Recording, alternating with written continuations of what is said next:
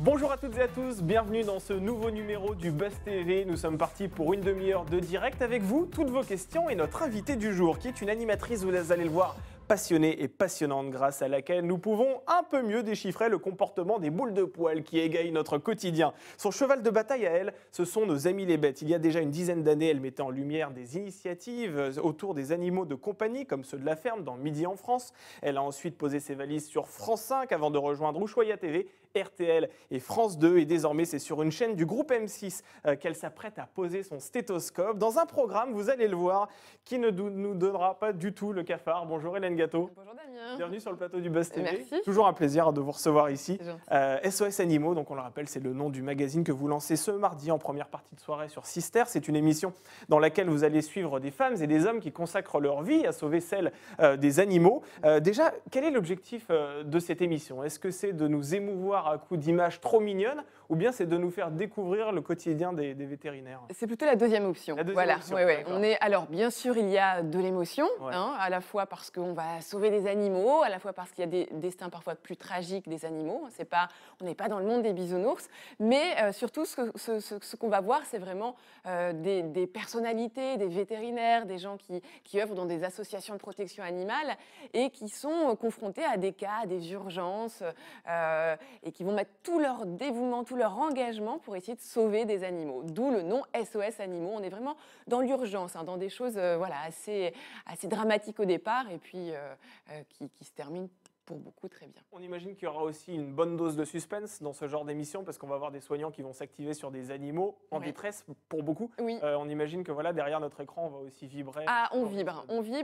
En plus, il y a plusieurs histoires. Dans chaque numéro, il y a vraiment plusieurs histoires que l'on suit et on vibre. On en quitte une pour revenir un petit peu plus tard voir le dénouement. Donc, non, c'est vraiment c'est un beau programme qui permet vraiment de fédérer en plus toute la famille parce qu'on n'est pas sur des choses trash, on est vraiment sur quelque chose qui peut être regardé par toute la famille. On est sur Sister, donc c'est vraiment un programme bienveillant où on apprend des choses, où il y a de l'émotion, où on rit aussi. Moi, j'ai ri aussi quand j'ai posé ma voix sur tous les reportages. Donc voilà, c'est un beau programme et je suis contente de le porter ce soir. Et c'est vrai qu'il nous tient en haleine du début à la fin. Je rappelle que nous sommes en direct sur Figaro Live, sur la page Facebook de TV Magazine et sur lefigaro.fr. Vous pouvez poser toutes vos questions à Hélène Gâteau. Qu'attendez-vous de ce nouveau magazine? Trouvez-vous que les animaux occupent une place suffisamment importante à la télévision? Dites-nous. Ou est-ce que vous avez d'ailleurs des problèmes avec votre animal de compagnie? Profitez-en. Pourquoi Hélène pas? Gâteau est aussi On va faire une consultation. Allez, c'est parti pour la consultation. Mais avant ça, on va passer aux news médias avec Sarah Lecoeur. Salut Sarah. Salut Damien, bonjour Hélène. Bonjour Sarah. Alors Sarah, c'est la tradition ici, on va commencer avec les audiences. Et il y avait en plus L'amour est dans le pré qui revenait hier, alors ça Oui, c'était la saison 15 déjà sur M6. Eh bien ça a fédéré du monde puisqu'ils étaient 3 300 000 téléspectateurs devant ce premier épisode, ce qui fait que M6 est premier et sur la première marche du podium avec 15,6% de part de marché. Sur la deuxième marche, c'est France 2 qui proposait le final de La Garçonne, la fiction portée par Laura Smet. C'était les 2 derniers épisodes. Eh bien, ils étaient aussi nombreux, 3 280 000 personnes et 15% de part d'audience. Donc, c'est un score dans la moyenne de ce que pouvait rassembler chaque semaine cette fiction. Ensuite, on a TF qui lançait pour sa part la saison 10 de Clem. 2 700 000 fidèles au rendez-vous et 13,1% de part d'audience. Et on termine avec Secret d'Histoire et France 3 qui est au pied du podium. Hier soir, Stéphane Bern s'intéressait à l'ingénieur Vauban. Eh bien, 2 400 000 intéressés étaient au rendez-vous, ce qui représente 10,9% de part d'audience. Une petite déception pour Clem, là. La troisième marche du podium. Clem, Après, il faut regarder toujours la cible prioritaire. Il y avait de la concurrence hier soir aussi. Effectivement. Alors, L'amour est dans le pré. On en parle parce que c'est un programme qui fait la part belle aux animaux aussi, c'est vrai. Vous regardez cette émission? J'ai regardé hier soir. Et alors, qu'est-ce que vous en avez pensé de cette 15e saison?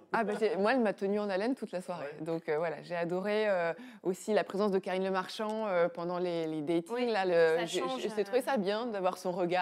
Ça permettait de décrocher un petit peu de temps en temps. Et non, moi, j'ai adoré. Moi, j'aime bien le milieu Le milieu rural, moi j'aime beaucoup. Voilà, je viens de là-bas, je viens de la campagne. Et c'est vrai que dans Midi en France, Damien, vous le disiez tout à l'heure, j'ai mis beaucoup en avant les éleveurs, les agriculteurs. Et c'est vraiment, voilà, moi c'est un milieu, une profession que j'aime beaucoup. Vous trouvez qu'on parle suffisamment du monde rural à la télévision, globalement? Non, je pense pas. Tout est un peu parisiano-centré. Ah oui, complètement. Ouais. Moi, je pense qu'il faudrait redonner. En plus, je pense qu'il y a une vraie volonté de la part des Français de renouer avec la terre, avec ceux qui travaillent la terre, bien sûr en faisant la part belle aux élevages plus traditionnel que tout ce qui est industrialisé aujourd'hui, ça évidemment. Mais je pense que oui, il y aurait des jolies choses à faire, je pense, en télé, autour des agriculteurs, des éleveurs. Alors, il y a un défenseur, néanmoins, à la télévision du monde rural, un irréductible défenseur qui s'apprête à lâcher les rênes du 13h de TF1. C'est une information capitale, puisqu'on ne s'y attendait vraiment pas. Sarah, c'est Jean-Pierre Pernaut qui va quitter ce journal télévisé. Oui, on vient de l'apprendre par Le Figaro ce matin qui le révèle.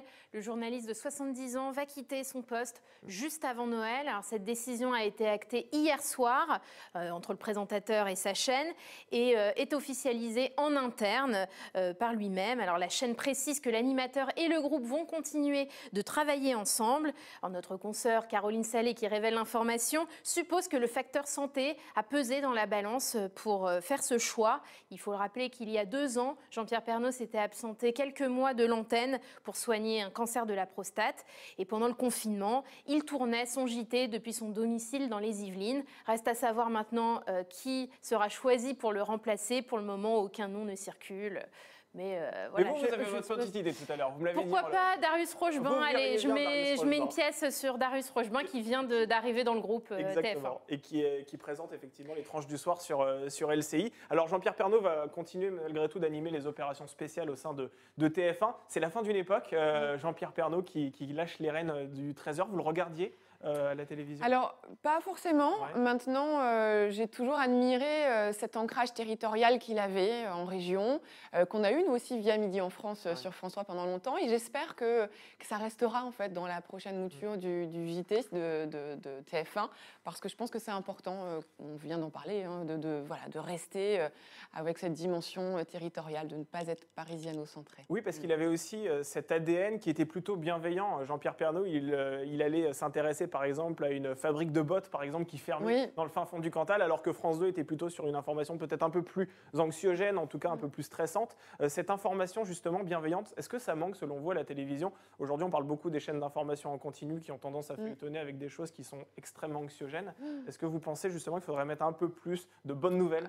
J'en suis persuadée. C'est vrai qu'aujourd'hui, moi les chaînes d'infos, j'y vais de moins en moins parce que c'est anxiogène et je pense qu'aujourd'hui, on a besoin de choses qui nous rassurent. Ce pourquoi les animaux sont là aussi, pour cette valeur fédératrice, cette valeur un peu universelle, apaisante aussi des animaux. Et là, vous m'offrez sur un plateau d'argent, chère Hélène, une transition de luxe puisque nous allons justement parler des animaux, puisque c'est l'émission que vous allez animer sur Sister. On en parle tout de suite dans l'interview du Buzz TV. Normalement, il y a un jingle. A priori, voilà. Je ne sais pas s'il part. Il ne part pas. Nous, en tout cas, on se déplace.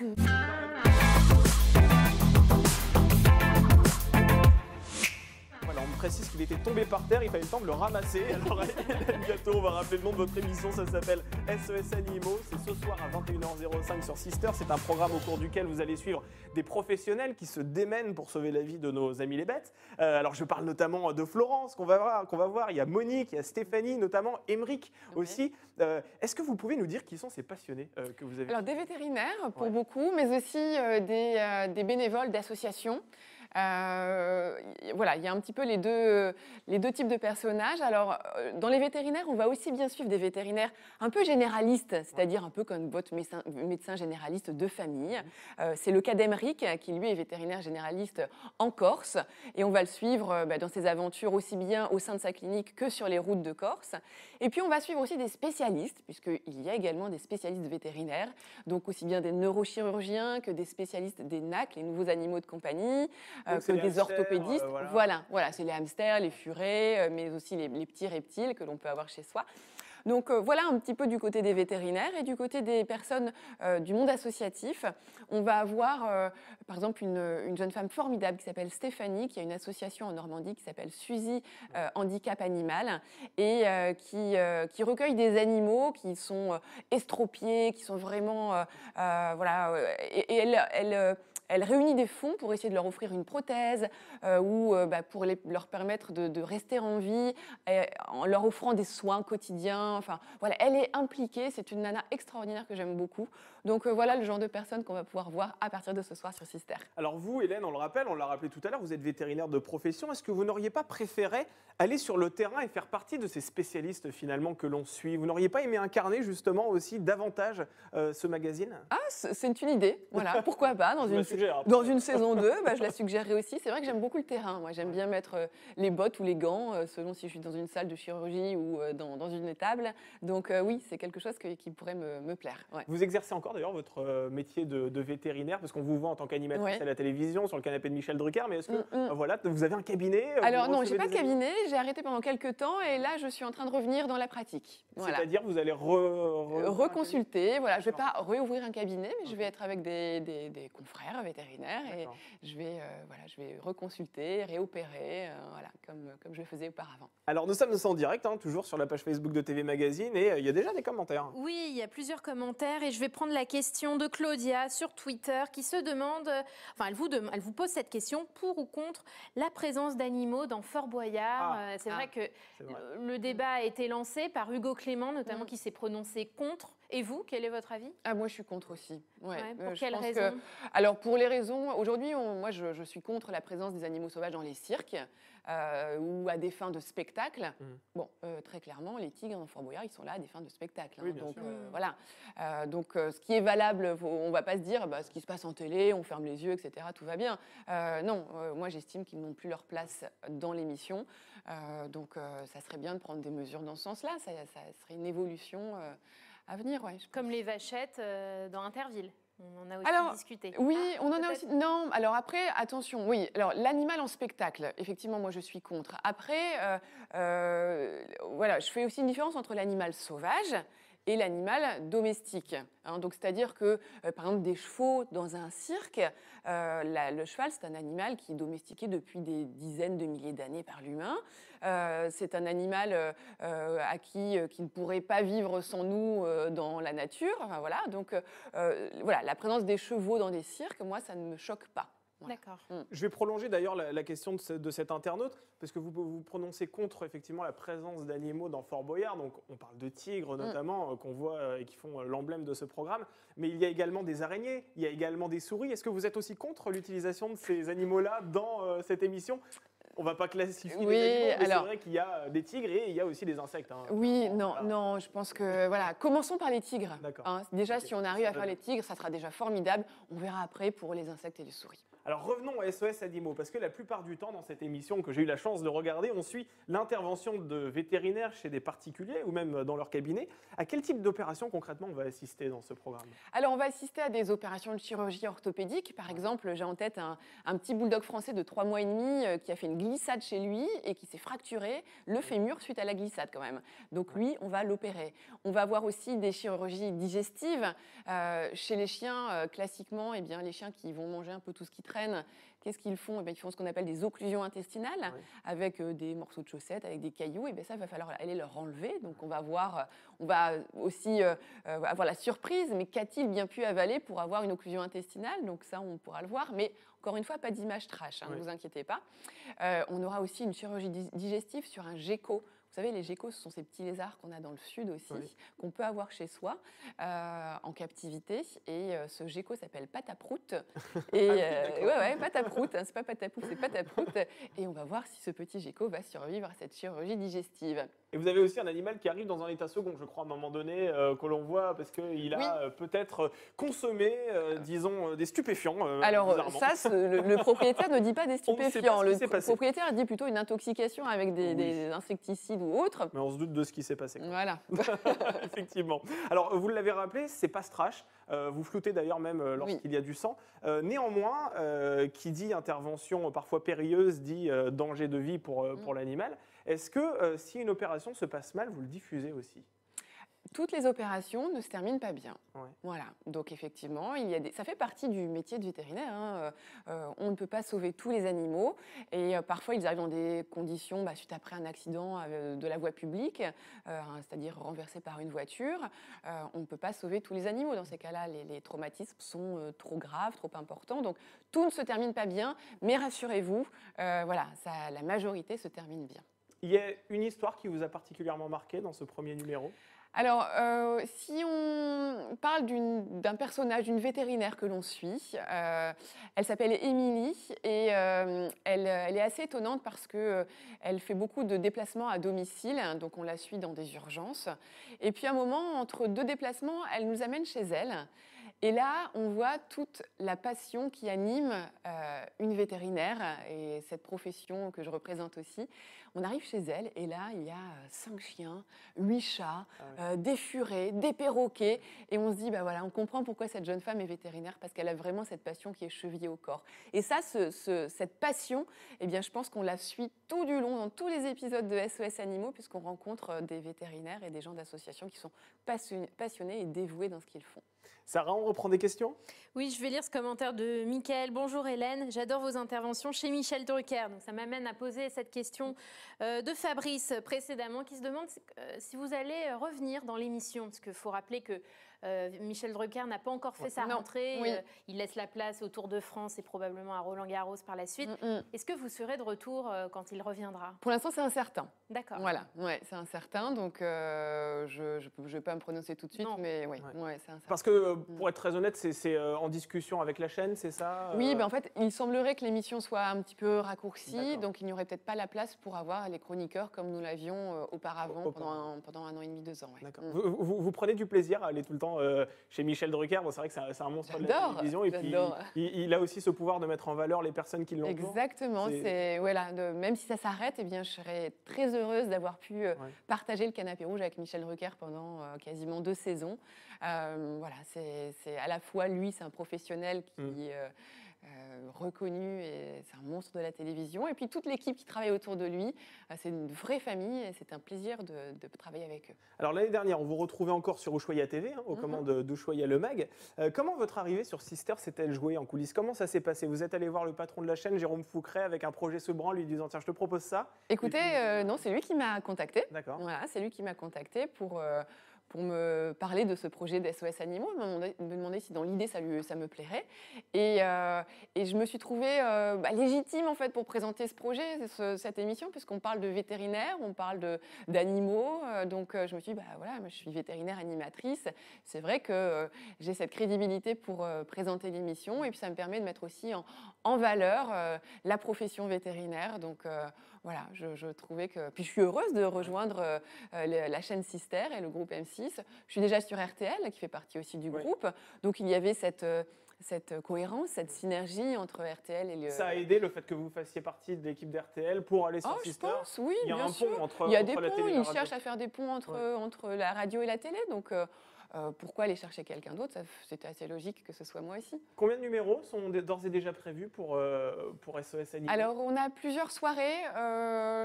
Je crois qu'on a 14 numéros en 14 tout. numéros. Ouais, et cette émission, elle a vocation à rester toute la saison à l'antenne? Alors pour l'instant, c'est une saison. Et puis, Okay. bien, j'espère que les audiences de demain matin seront au rendez-vous et puis qu'il y aura d'autres numéros. On vous le souhaite, Voilà. on vous le souhaite en tout cas. Sarah, on reprend des questions sur la page Facebook de TV Magazine? Oui, plusieurs internautes se demandent si vous avez adopté des animaux de compagnie, chiens, chats. Alors, est-ce que c'est le cas?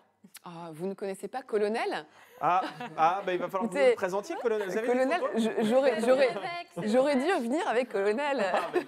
Est-ce qu'il a des poils? Alors, Colonel est un chien, je tiens à préciser, parce que on peut se dire, mais Colonel, de qui elle nous parle? Du Colonel, mais non, Colonel, c'est véritablement un chien, c'est mon chien, ça fait 1 an et demi que je l'ai, c'est un petit border terrier. Et voilà, il partage ma vie, je partage sa vie, je ne sais plus comment on dit, mais voilà, en fait, c'est vraiment l'extension de moi. C'est rare de me voir sans Colonel, je vous préviens. Même sur les les tournages, vous Ah, venez je l'emmène partout. Chez Michel Drucker, je suis toujours avec Colonel sur le canapé rouge. Il sera aussi dans un des plateaux de SOS Animaux. Vous verrez Colonel. Donc, non. Et donc, il a son Instagram, hein, Colonel Le Border. Voilà, comme Voilà. ça. Ah, il va falloir aller s'abonner, effectivement. Daniel, sur mon qui se posait la question, voilà. peut aller le suivre. Et sur mon Insta aussi, Hélène Gâteau, vous le verrez, il est quasiment sur toutes mes photos. Donc, on ne peut pas le rater. Vu que vous parlez de votre animal de compagnie, une question que l'on peut se poser, est-ce qu'on peut avoir un animal de compagnie lorsque l'on vit dans une grande ville, dans un espace assez étroit finalement, comme Paris par exemple, où la plupart des gens habitent dans des espaces assez réduits? Oui. C'est possible d'avoir un animal de compagnie? Alors, Damien, sachez que souvent, les animaux dans Paris, les chiens dans Paris, sont plus heureux que les chiens à la campagne. Ah bon? Pourquoi ? Parce que quand on a un animal à Paris, en appartement, et qu'on fait ce qu'il faut, c'est-à-dire qu'on va le sortir plusieurs fois par jour, on l'emmène au bois de Boulogne ou dans la forêt de Meudon le week-end ou quoi que ce soit, eh bien, il a une vie qui est extrêmement riche. Il voit plein de chiens, plein de copains. Moi, ce matin, j'étais sur le champ de Mars en train de promener Colonel. Il a vu 10 chiens ce matin, donc il s'est amusé. Ce sont des animaux sociaux qui ont besoin de voir leurs congénères. Un chien à la campagne qui a un jardin, aussi grand soit-il, à un moment, au bout de 2-3 jours, il en a fait le tour. Il n'y a plus de nouvelles odeurs, il n'y a pas de copains. C'est extrêmement pauvre un jardin pour un chien. Donc, il peut s'ennuyer à mourir. Donc, voilà. La clé, c'est la vie sociale. Exactement. La clé, c'est la nouveauté, la vie sociale, les balades. Voilà. Donc, même quand on a un chien à la campagne avec un grand jardin, une fois par jour, eh bien, je conseille au propriétaire d'aller faire un tour, d'aller lui faire une nouvelle promenade, d'aller découvrir de nouvelles choses. Vous venez de détricoter une idée reçue, franchement. Oui. Et voilà. Un jardin, c'est une prison dorée pour les chiens. Alors justement, c'est très intéressant ce que vous dites. Et ce qu'on peut regretter, nous, c'est qu'à la télévision, on l'entend très peu. Parce que depuis l'arrêt de 30 millions d'amis en 2016 sur France 3, c'est vrai que sur France Télévisions, par exemple, il n'y a quasiment plus, voire plus du tout, de programmes autour des animaux. Est-ce que c'est quelque chose que vous regrettez? On parle aujourd'hui beaucoup de bien-être animal, et pourtant les animaux sont invisibles sur le service public. Alors oui, après l'arrêt de 30 millions d'amis, il y a eu mon émission, Hélène et les animaux, qui était sur France 5.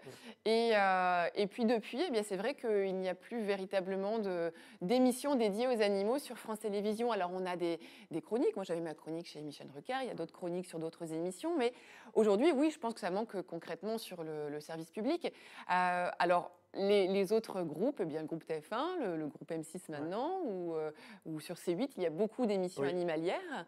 Je pense que c'est vraiment, on est dans l'air du temps en tout cas, donc c'est important d'avoir cette proposition-là. Mais pourquoi c'est uniquement sur la TNT et pas sur une grande chaîne? C'est moins intéressant selon vous ça fait moins de... Bon, pourtant, ça fait de l'audience, ces émissions animalières. Ça fait de l'audience, alors... Les bêtisiers sur les animaux sur Sister Carton. C'est vrai.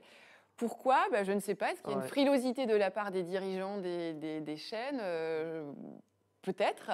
En tout cas, je suis sûre qu'une belle émission animalière sur des chaînes, sur M6, pourquoi pas, ou ça peut avoir aussi sa place. D'ailleurs, c'est intéressant ce que vous disiez, parce que vous parliez de C8, effectivement, qui a lancé récemment une émission qui s'appelle Veto de campagne. Sur W9, on avait une émission aussi récemment qui s'appelait Veto de choc. On a l'impression que les émissions autour des urgences vétérinaires ont tendance à fleurir sur le petit écran. Est-ce que ça va devenir un petit peu comme les émissions de faits divers, une grande mode à la télévision? Est-ce que la TNT va s'emparer, va multiplier les magazines comme ça? Oui, alors après, je pense qu'il y a d'autres choses à explorer. Ça serait dommage de se limiter uniquement au côté vétérinaire urgence. Moi, c'est plus sensationnel. C'est plus sensationnel. Moi, ce que j'aime beaucoup après, c'est le lien homme-animal. Donc ça, c'est quelque chose que j'aime beaucoup aller explorer. C'est comment l'animal nous aide à vivre, comment l'animal vient nous suivre dans notre parcours de vie, professionnel, amoureux ou autre. Je pense qu'il y a plein d'histoires à aller creuser. Et ce qui est assez fou, c'est que quand on fait parler les gens sur leur rapport à leur animal, en fait, ça ouvre énormément de barrières et ils se confient beaucoup sur eux, sur leur vie. Donc, on peut avoir des témoignages fascinants en ayant au départ comme prétexte l'animal. Est-ce que vous n'êtes pas en train là de pitcher une émission que vous pourriez proposer à France Télévisions par hasard, Hélène Gâteau? Oui, ou pourquoi France Télévisions? Ça peut être sur... moi, je lance une émission sur Sister, donc pourquoi pas sur M6 ou C'est vrai. Sarah, on retourne du côté de la page Facebook de TV Mag. Oui, je vais prendre la question de Sophie. Est-ce qu'on vous a fixé une audience minimale à atteindre? Non, on n'en a pas parlé. Non, on ne vous en parle pas, donc pas de pression. Non. Bien. Vous regardez, ça vous intéresse ça, les audiences? Oui, je regarde. Tous les matins, je regarde les audiences. Oui, toujours. C'est un rituel. C'est un rituel que je ne connaissais pas avant de commencer la télé. Quand on est vétérinaire, sincèrement, on n'a pas du tout en tête cette notion d'audience, d'audimat. Et depuis 10 ans, oui, tous les matins, je regarde les scores des chaînes télé, des primes des premières parties de soirée. Alors on sent que la société évolue sur la question des animaux. La consommation de viande est en baisse globalement. La tendance, c'est qu'on consomme moins, mais mieux. Est-ce que vous avez aussi modifié vos habitudes ces dernières années? Est-ce que vous aussi, vous avez eu cette conscience qui s'est réveillée ou qui a peut-être toujours été éveillée? Non, alors j'ai toujours... j'ai été élevée dans un environnement familial où on consommait de la viande sans que ce soit excès, mais surtout c'était toujours de la viande de qualité en fait. Voilà, on préférait ne pas en manger plutôt que manger de la viande de mauvaise qualité. Donc j'ai toujours eu cette éducation-là. J'ai été strictement végétarienne pendant 1 an et demi. Aujourd'hui, je ne vais pas dire que je suis complètement végétarienne, je suis flexitarienne. Il m'arrive parfois, quand je suis invitée chez des gens qui ont fait un repas à base de viande, de manger de la viande. Voilà, ça m'arrive. Je mange du poisson aussi. Mais flexitarien, vous mangez de la viande, c'est juste que vous faites attention à ce que vous mangez. Voilà, et puis c'est en petite quantité. Sincèrement, ça doit être moi 1 fois tous les 10 jours. Donc voilà, je ne peux pas dire que je sois une grande consommatrice de viande. Donc, non. Et puis il ne s'agit pas de ne plus avoir d'élevage en France. Voilà, il faut faire la différence entre arrêter l'élevage industriel, l'élevage intensif plutôt, voilà, et puis arrêter complètement les élevages. Enfin, comme je vous le disais tout à l'heure, moi j'ai un profond respect pour les agriculteurs et les éleveurs, donc voilà, je les soutiendrai. Et il y en a un qui a un profond respect, mais cette fois-ci c'est pour les chasseurs, c'est Éric Dupond-Moretti. Vous savez, le nouveau ministre de la Justice qui défend la chasse, on le sait, et même la corrida. Vous, quand vous avez appris sa nomination et quand vous savez justement ses positions vis-à-vis de la corrida par rapport à la chasse, qu'est-ce que vous en avez pensé? Oui, alors après, il a été nommé à la justice, il n'a pas été nommé à la bien-être animal. Oui, donc bon, je pense que voilà, il est compétent dans ce qu'il est. Voilà, donc très certainement. Oui. Très certainement. Moi aujourd'hui, je suis contre la corrida, je suis contre la chasse à courre. Le travail ensuite des chasseurs, je pense qu'il ne faut pas non plus stigmatiser toute la chasse. Voilà. Maintenant, les pratiques comme la chasse à la glu, tout ce qui est cruel, tout ce qui est sadique pour l'animal, ça, je pense qu'il faut effectivement, il va falloir arrêter.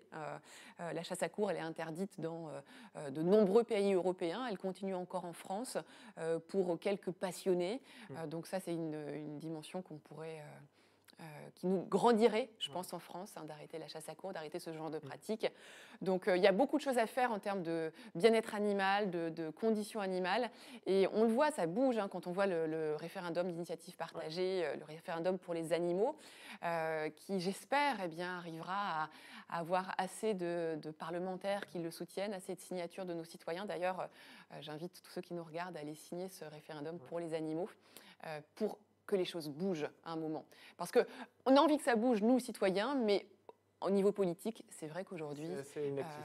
C'est assez inactif. Donc, Très bien. Sarah, est-ce qu'il y a des personnes qui sont intéressées par notre référendum? Un dernier mot, allez, pour la route. Allez, un poste au gouvernement, suggère Sébastien sur la page. Est-ce que ça vous plairait si on vous appelait pour un poste de secrétariat d'État à la défense animale. Ça pourrait vous plaire? Pourquoi pas? Peut-être pas tout de suite. Voilà, peut-être. Mais oui, je pense qu'il y a beaucoup de choses à faire. Alors aujourd'hui, il y a un vétérinaire qui est justement qui est député, qui s'appelle Loïc Dombreval, donc c'est un confrère, et qui est très très impliqué, très investi dans la défense du bien-être animal. Et je pense que c'est bien qu'on soit représenté par quelqu'un comme lui. Donc oui, ce qui est sûr, c'est qu'il faudrait que les vétérinaires soient plus présents de façon à avoir vraiment une vraie voix d'experts, de scientifiques. Et on est ceux qui connaissons le mieux les animaux, en fait. Voilà, la santé des animaux, le bien-être animal. Donc oui, je pense qu'il faut que la voix des animaux soit plus portée par la profession vétérinaire. Donc dans ce sens-là... À l'Assemblée nationale, voilà, ça commence par là, jusqu'au gouvernement. Effectivement. Ce qui serait bien, c'est qu'on ait un secrétaire d'État dédié à la condition animale. On pensait qu'il y allait en avoir un avec le remaniement gouvernemental qui a eu lieu il y a quelques semaines. On a été assez déçus, je vous dis, de ce côté-là. Donc, ça serait bien que ça puisse se mettre en place. Et j'aimerais que ce soit effectivement un vétérinaire qui puisse y être. Allez, on va terminer ce Buzz TV avec notre dernière rubrique, notre préférée. On ne va pas se cacher, ça s'appelle le sucré-salé. Sucré-salé, en fait, on vous soumet 2 propositions. Il faut que vous n'en choisissiez qu'une. Vous allez voir, c'est pas si simple que ça. Est-ce que vous êtes plutôt chat ou chien? Chien. Chien. Ah oui, c'est l'animal de compagnie. Alors j'adore les deux, si je peux me permettre de modérer. J'adore les chiens et les chats, mais je pense qu'on est tous plus ou moins enclins à être plus canin ou félin. Moi, je suis plus canine. Et puis on a tous eu des traces de griffes sur des rideaux et ça c'est insupportable. Midi en Ça France sent le vécu. ou vivement dimanche. Ah, Ah bah oui, là, ah ouais, là c'est c'est pas ça. dur. Midi en France, vivement dimanche, c'est dur. Ouais, c'est Midi vrai. en France, c'était 8 ans de ma vie quand Bien même. sûr, donc Midi en France. c'était quand même une grosse partie de votre vie, c'est vrai. Ouais. Est-ce que vous êtes plutôt la présentation au plateau ou bien les reportages sur le terrain? Moi, j'adore le terrain. Le terrain quand même. Ouais, hein. j'adore Ouais. le terrain, c'est vrai. Mais justement, dans les plateaux de SOS Animaux que vous allez découvrir ce soir sur Sister, je suis dans une clinique vétérinaire. Je ne suis pas en studio dans un plateau télé classique. Je suis dans une clinique vétérinaire avec des animaux dans les bras. Donc voilà, on est entre le plateau et le terrain. Est-ce que vous préférez la radio ou bien la télévision? J'adore les deux. Je Ouais. pense que j'ai plus d'attrait encore aujourd'hui pour la télé parce que Oui. ça fait 10 ans aussi que j'en fais, 4 ans que je fais de la radio. Mais Puis c'est plus facile de parler des animaux lorsque l'on les voit. quand on les voit, c'est vrai. Ouais. C'est vrai. Ouais. Merci beaucoup Hélène Gâteau. Merci Merci d'avoir à vous accepté deux. notre Merci. invitation. Merci Je rappelle que beaucoup. vous animez, que vous lancez ce fabuleux magazine SOS Animaux. C'est ce soir à 21h05 sur Sister. Merci Sarah d'avoir fait l'intermédiaire entre les internautes Ouais, et ce avec plateau. plaisir. Et pour ces news de qualité avec le départ de Jean-Pierre Pernaut du JT de 13h, vous Ouais. vous rendez compte? Une grosse Ça, c'est une information. page qui se tourne. Ouais. Et on se retrouvera demain avec une nouvelle invitée. Cette fois-ci, c'est celle qui reçoit des anonymes sur son canapé afin qu'il se confie. Il s'agit de Faustine Bollard que nous recevrons demain à l'occasion de la 500e de Ça commence aujourd'hui déjà, son émission sur France 2. Merci à vous de nous avoir suivis et à demain pour un nouveau Buzz TV.